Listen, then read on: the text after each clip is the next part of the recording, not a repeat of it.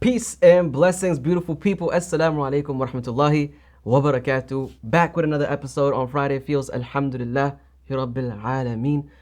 It's been a while since we did one of these, but we're going to get right into it. We're not going to waste any time today.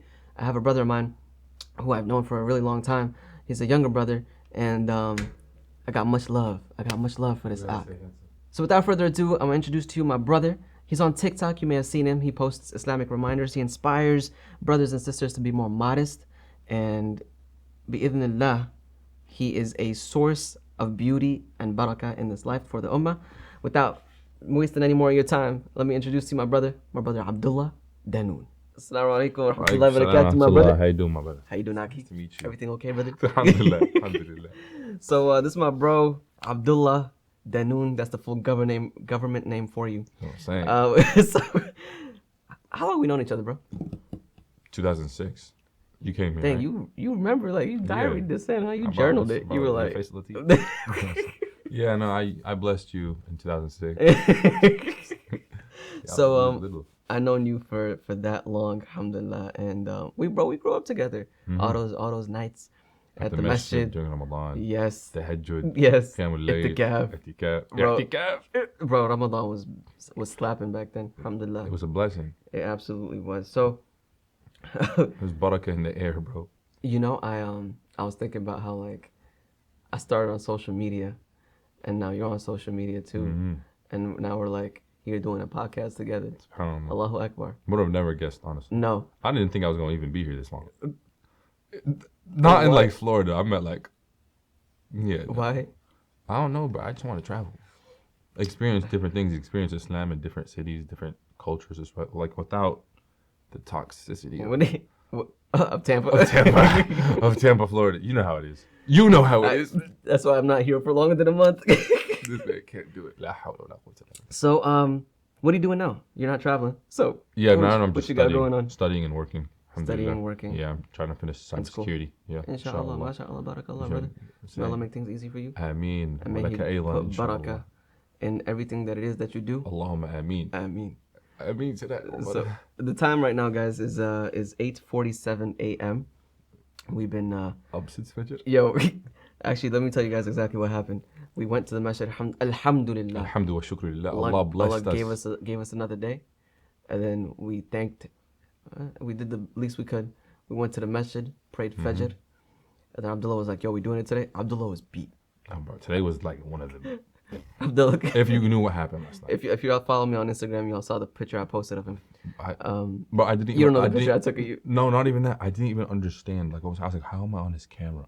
And I know you do this I took every a day. picture. You didn't see the picture. I did not. No. Bro. I was out of it, bro. I was like, and he goes, 7:30. I was like, there's no way. He said, like, no way. I only said 7:30 because I wasn't gonna do it. If I hadn't said 7:30, I'd have came home.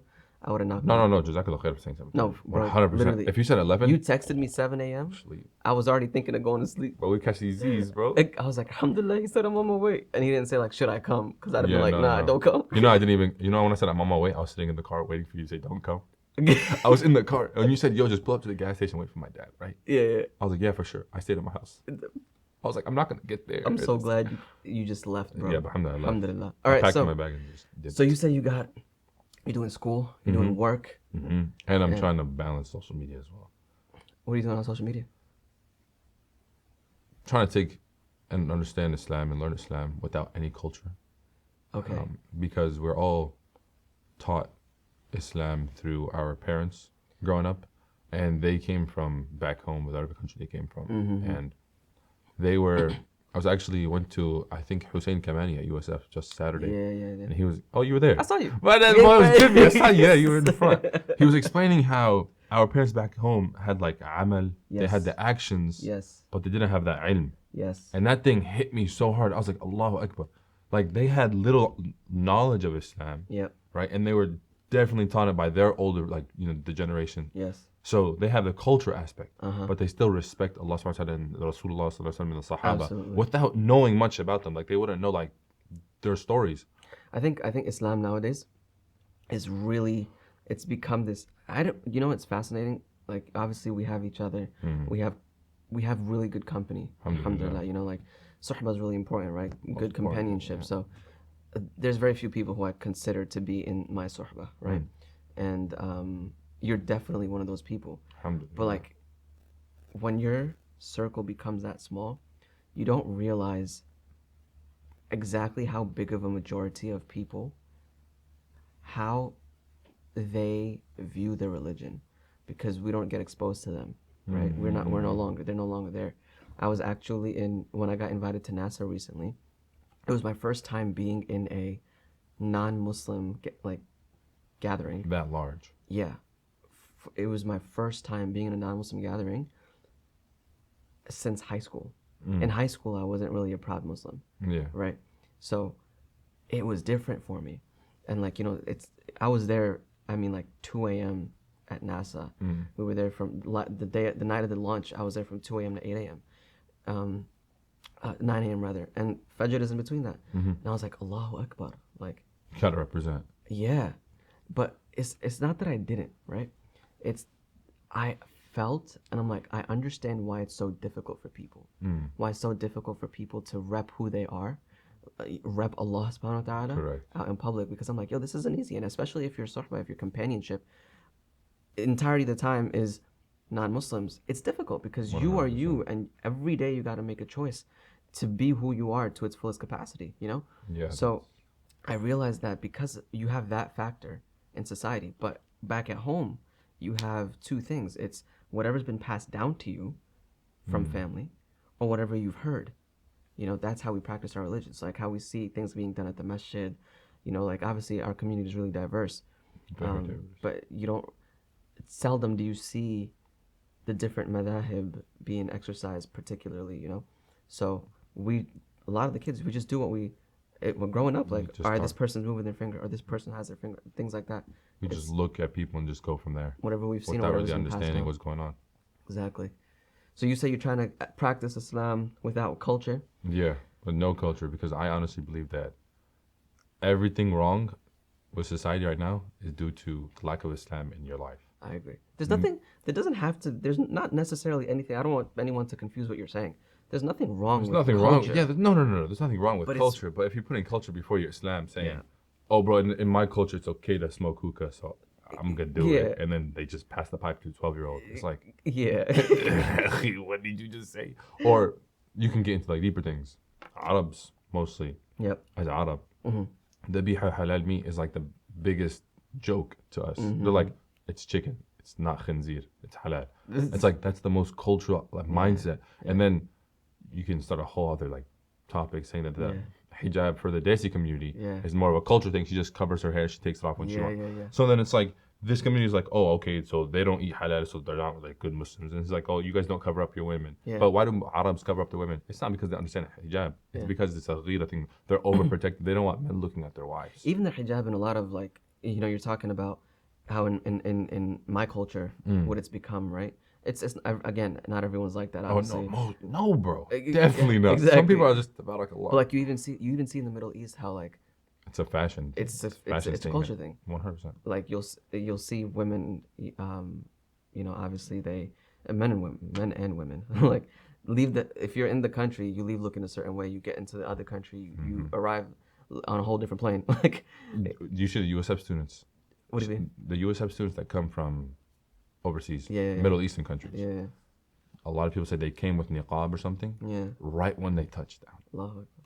Completely gone. But it's difficult. It's difficult. Oh no, it's most definitely difficult. But the problem is the cultural. They were taught Islam through fear. Their parents said, if you don't do this, you're gonna get in trouble. You gotta pray so you can like and understand Allah's the most merciful. When you sin, then you have a connection with Allah subhanahu wa ta'ala. It's if you sin, you're gonna go to hell. So the issue is definitely when people prioritize culture over religion or Islam. dictate the religion through culture. Correct.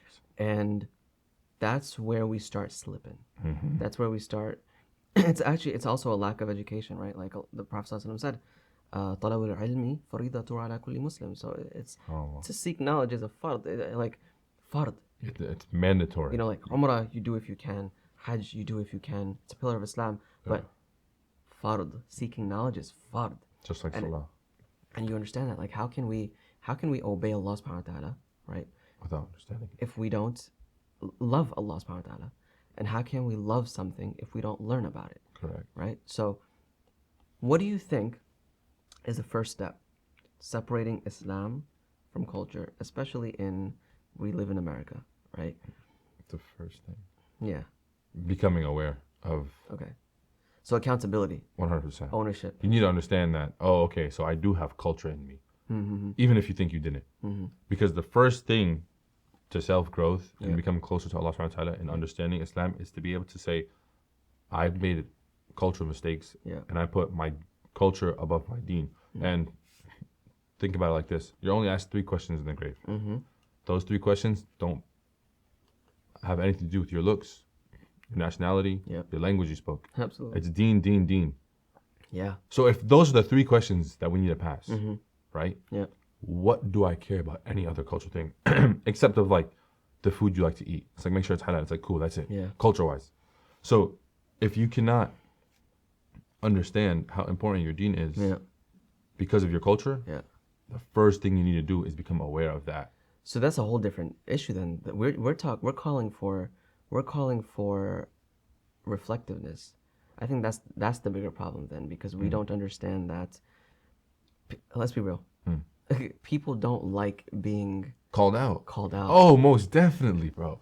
Bigger than being called out, people we don't like swallowing the hard truth. We Your don't like pride, bro. Your Yeah. pride. Arrogant. No. 1 atom's worth of arrogance, you're done for. pride, arrogance, ego. You right? gotta make dua that you don't have ego, bro. But reflectiveness and critical thinking, I believe, are the issue, because a lack of those lead us to not being accountable for what we are doing or what we're not doing. And accountability Correct. is very difficult in today's society, because we live in a society now more than ever it's heavily revolved around self-fulfillment. Correct. I want to do this. I feel like doing this. I'm going to do something just because I feel like doing it. I. No logic, no like should I, no critical thinking of like right and wrong, morals and values. Just I feel like doing it. I'm gonna do it. I'm gonna watch this show because I feel like watching it. I wanna watch I want to be entertained. I don't care that there's nudity in it. I don't care that there's It brings me to like joy, so I'm gonna do it. yeah, Whether it's right or wrong, I don't care. 100%. So the bigger issue is accountability and ownership, I guess, right? So Well, that- not to cut you off though, Go but on. to bring it back to what you said earlier, me the off, suhbah. bro. Back to the suhbah. just do Who's it. gonna Cut me off. chill out, bro. Who's going to hold you accountable? People who Yeah. are Yeah, on the same path of you and who are also aware and they're trying to become better as Muslims, or are people who just like essentially. Yeah. I think it was Khalid bin Walid Ah. when he went to the Romans and he said 60,000 non-Muslims. Allah subhanahu wa ta'ala said, if you're non-Muslim, it's as if you are dead, like you're asleep. He said, I can go there, I'm awake. What are 60,000 bodies who are asleep going to do to me? So imagine if you're that one friend in the group, right? And you're awake, right? You're trying to strive to become better. Everyone around you is asleep. Yeah. No one's going to hold you accountable. So the first thing you need to do is understand that, okay, my friends are not where they need to be right now. You make dua for them, but you need to also take a step back and find people who are also awake so you guys can hold each other accountable. Yeah. So having people like Brother Faisal, having people like Siddiq from the previous episodes. Yeah. These are people who you need to talk to. Yeah. So that you guys can hold each other accountable. Not like, oh, you missed Fajr, right? And then it's like, it's fine, don't worry So about what do you know, in my opinion, what brings about that accountability is asking ourselves the hard questions. Meaning, you, for example, you're at that point in life where you're just like, I'm studying, I'm working, I'm trying to get closer to Allah subhanahu wa ta'ala, right? There's several aspects to your life, several aspects to your life now. And I think the question that needs to be asked and can only be asked once we realize whatever it is that we're actually on this planet for, right?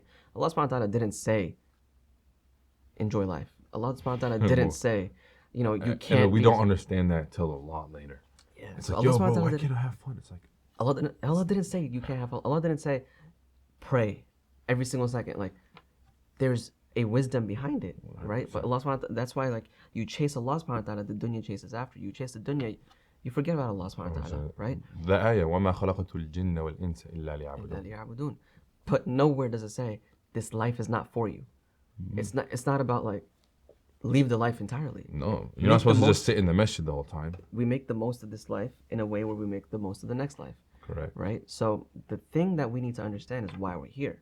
Only when we accept that, right? All of us, we know why we're here to some degree, but when we accept it, then we can ask ourselves the difficult question, and really like question that chips away at our hearts is how close do I want to be to Allah subhanahu wa ta'ala? Because that's a spectrum. I can be here or I can be here, right? And we're supposed to strive for the top. I'm as trying Muslims, to be as close as possible, bro. Why not? Like I'm trying to be like the why Prophet. would you? Why would you not want to be the closest? Prophet possible? ﷺ, right there, bro. Like that's the goal. Like if that's you though, I hope you build me a guest house in the back or something. But That's what I'm saying. And it all comes from accountability. and that you can't ask yourself that question if you don't realize and accept those hard truths that I'm here to get close to Allah subhanahu wa ta'ala so that I can be as close as possible in the next. So how close do I want to be? And then when we start asking ourselves that question, then we start becoming responsible and accountable for far more important things, such as Correct. our time, such as giving different aspects of our time the due diligence that they require. The Prophet ﷺ, bro, he was doing everything. In fact, he was doing everything, bro. He was a father. He was a husband. To many wives. He, what, 10 at once? I have 9 no at idea. once? I think 9, 11. I don't even know. MashaAllah. There's too many. Father, husband, leader. We don't even talk about the Prophet Muhammad Sallallahu Alaihi Wasallam being a wife, I mean a husband Yeah. to so many wives. Like we don't. Yeah. Everyone, all those jokes on TikTok and those boys, bro, 4 wives gang. I'm like, huh, That's bro? ridiculous, Do you bro. understand how if you're not just to one of them, Yeah. she has that against you? Father. We just husband. don't understand. What else was he, bro? Father, husband, imam, businessman. He's a leader, plus imam. He took care of the matters of the community on a daily basis. Led expeditions. And then he was the best of worshipers as well. Yeah. So like he balanced everything. And he was a prophet on top of all that, right? Imagine being an example for every single little thing. That's an alpha male. That's Get into that alpha male. a true alpha male, That's bro. a top. That's the top G right there. That's the top G. That's But what I'm saying is, the Prophet ﷺ did all those things, and he did them in the best way possible. You know, so we start thinking about time once we become accountable. We start thinking about giving everything its due diligence. We start thinking about, in my opinion, something far more important, which is making the most of this life. So, what do you think? What do you say? It's from among the qualities that one needs to make the most of this life. make the most out of this life. Yeah. Like if I implement this, everything we just mentioned, the awareness, the responsibility, the accountability, the ownership of this life that Allah subhanahu wa ta'ala gave us, right? Being grateful and being grateful for time, making the most of it. What do you think is something that would be a quality that helps you hone all these in? It's 100% discipline. Discipline? Yeah, discipline. Okay. It's got to be discipline. No, it's discipline. And it's hard to say because when you don't have discipline mastered, you know, and you have to admit to that. Yeah. That's why I was just like, you know what I mean? It's like you can't just say discipline when you don't have discipline. 100%. People talk about that a lot on social media. So, yeah. What's more important, motivation or discipline? Discipline. What's motivation? Someone cheering on the side, like what is motivation? Someone cheering on the something side. like someone what encouraging you to do something. I think motivation's a facade, bro. You know what the craziest thing is? 5 years ago, Yeah. the word discipline wasn't thrown around that much. It was motivation. You're right. Shirts, 100%. there's motivation. Yeah. Keep going, bro. You're right. Discipline. This whole aspect of I think it's because Corona's yeah, bro. Like everyone started working on themselves. When you know it was like you're sitting down alone in your room and you're like, there's no one that can motivate you. There's no outside factors that can influence what you're about to do. You need to be disciplined to wake up and do what you want to do with no one around you to congratulate you. Yeah. And no one can push you. No one can just, it's only you. And that's just from a life aspect, right? From a religious everything. aspect, that's a whole nother thing. That's a whole nother conversation. Doing things that we're not supposed to, staying away from what we're supposed to, doing what we're supposed to. And what pleases Allah, what doesn't please Allah, being cognizant and aware of all that. Taqwa and all that stuff. So, discipline. For me, motivation, bro, is a complete facade. Because I think it's so temporary. Like, you and I talking right now, we can motivate each other. Yeah, man, I'm gonna do stuff. The one where I'm we gonna get do to the something. car. It's just like, Like us meeting in the masjid for Fajr, be like 7:30. Yeah, exactly. So if we weren't disciplined to do it, we wouldn't have got here. We motivated. Because we weren't motivated. No, we really weren't. Motivation is like, it's all fake, bro. Okay, so what happens when you just don't feel motivated? It doesn't last. Like you can get motivated on a very, very temporary basis, but then what you do with it and how you behave with it is what leads you further down. Because without consistency, you're not gonna. The motivation is absolutely You can useless. tie that in with sports. Honestly, basketball players, are they disciplined or are they motivated? Yeah. What brings the motivation? The fans. When it's like the last 10 seconds of the game. Kobe was disciplined, bro. Yeah. Mamba mentality. He was training. He said he trained like what, 3 times a day? He would train at 4 a.m. He'd have ice on his legs before the game started. Everyone's like, "Go, what's wrong?" I forgot I forgot who the interview was with, but it was somebody that Kobe played, right? And he was talking about how he walked into the gym, the basketball court. Before he walked in, he heard the ball bouncing, and he's like, "Oh, someone's working out." So he walks in, and it was Kobe. It's like probably done with his work. Right, and then that guy who's talking, he's like, I went in, I did 400 made shots, and I finished my workout. Yeah. I leave. I'm getting ready to leave, and Kobe's still working out. Kobe's still shooting hoops. So Kobe was there before him and he after stayed him. afters, right? That's discipline. No, there's no fans. No one's recording. So then he stayed, and he wanted to see how long Kobe stays, right? He stayed for a while. Okay. That probably hurt. And then he went up to Kobe. Player. He went up to Kobe, and he was like, "Why are you doing this? Why are you working out like this?" He was like, "Because I saw you." He was like, "What do you mean?" He's like, "I saw you working. I wanted to make sure you knew that you're not gonna outwork me." That's crazy mentality, bro. Right? That's but we tie that in, bro, to like us in life, against our nafs, against shaitan, right? Innahu lakum aduwwun mubin, right? He's a sworn enemy. I hate that guy, bro. Bro, he works day and night. They work day and night. There's not one shaitan. Yeah, there's a whole crew. It's got a whole squad. Yeah, people say shaitan. People think Iblis. Alayhi la'natullah. Yeah, this is just one just walking around. There's a bunch of them, right? They work little minions. Yeah, 100%. I hate so them. Little boogers. We tie that into that, and it's like we're unstoppable then, because every day we got to make choices like that. Every day we got to not just choose to wake up. We got to choose to make the most of it, like not waste time on our phone, etc., etc. So discipline. When we go back into it, how do you maintain it? Because now we're Muslims, right? How do you utilize it in a way? How do you implement that in a way that it caters to both this life and the next? I think understanding that for ibadah, right? Let's say you're disciplined and you want to read Quran every single day. Yeah. You fall short one day. What's the first thought that comes to your mind? Or what's the one thing that took you away from the Quran? Maybe it was something that was in the dunya, right? Who comes to you and starts whispering in your ear? Shaitan. Satan, the devil. He comes and he goes, "Oh, look at you, you're not even good." Waste man. Right? So then, if you weren't disciplined and you understood, or you believed what Shaitan was telling you, and you actually believed that you weren't a good person, and you're like, "Oh, I missed one day." One day becomes 2 days. Yeah. Right? But if you were disciplined, you go, "A'udhu billahi minash shaitanir rajeem," and you could understand that I'm doing acts of worship for my Lord to get closer to Allah. It's not like if you commit a sin or you fall short, it's not like, bro, that's it, you're done. Yeah. Right? So if you're disciplined and understand that I have to keep going because the time in sports, you got to keep running till the clock is completely at 0. Yeah. So if you're still breathing, you're not done. Yeah. Just like we woke up from Fajr, the first thing you say, Alhamdulillah, ahyana ba'dama amatana. Yeah. Because we believe we were, dead. Yeah. Allah raised our souls and He brought them down, right? And sorry to cut you off, we did nothing for that. Exactly. So Allah's saying, no matter what you did in the past, you have another chance. How many of us went to sleep last night saying, and didn't wake up? Or asked Allah, "Oh Allah, wake me up in the morning." And very few of us do it. No, I'm saying very few of us actually. The actual thought of it. We just go to sleep.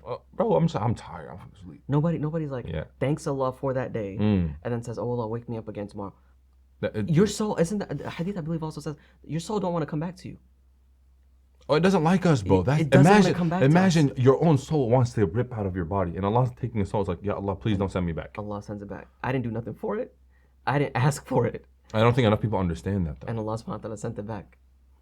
I'm sorry to cut you off. Oh, no. But keep cutting me off. I don't mind, my brother. So Keep cutting me off. there's a concept that says if Allah woke you up today, then you can get through it. He's the one that woke you up. He knows what we don't know, bro. Yeah, like لا Ya يكلف الله Allah. نفسا إلا Illa وسعها. Whatever it is wus'aha. that you're going through, if Allah woke you up today, you can get through it.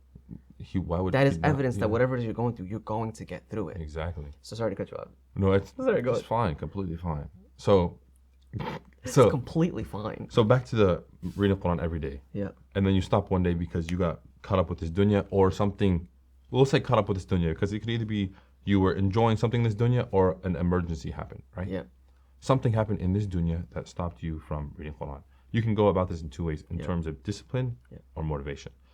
If you're consistent and then you fall off for one day, Yeah. reading Quran. Yeah.